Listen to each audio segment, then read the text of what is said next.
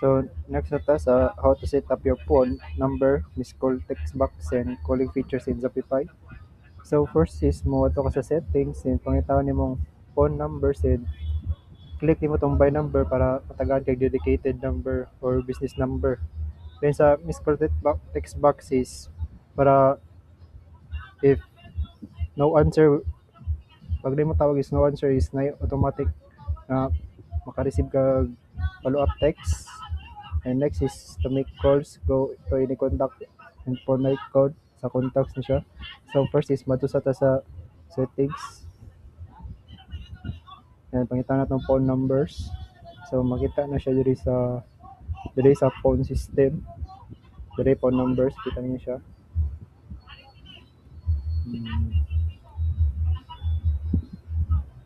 Loading pa.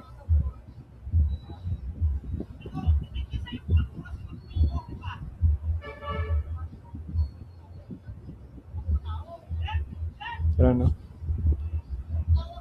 Phone numbers, then add kag number, add phone number.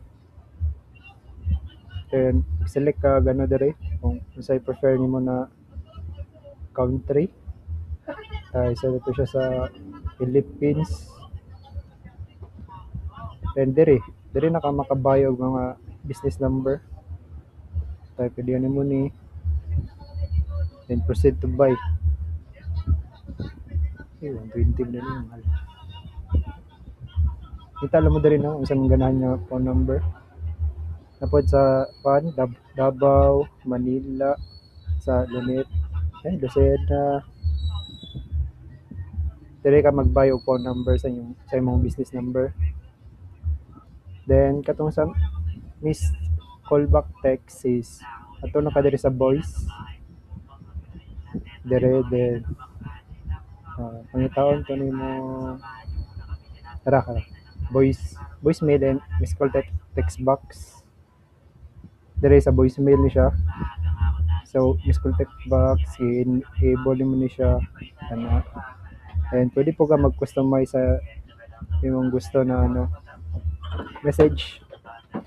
Depende sa imong sa to nga content mong sa message ay then sa likag phone, then save nimo, then enable nimo siya, and pwede po din siya i-connect sa WhatsApp. And katong sa phone icon sa contacts sa Shopify is tulong ka diri sa contact. And makita nimo siya nga icon no kaning voice calling. So pwede mo mag-call diri sa imong mga contacts. Islito na nimo ni siya. So mao lang ito siya no.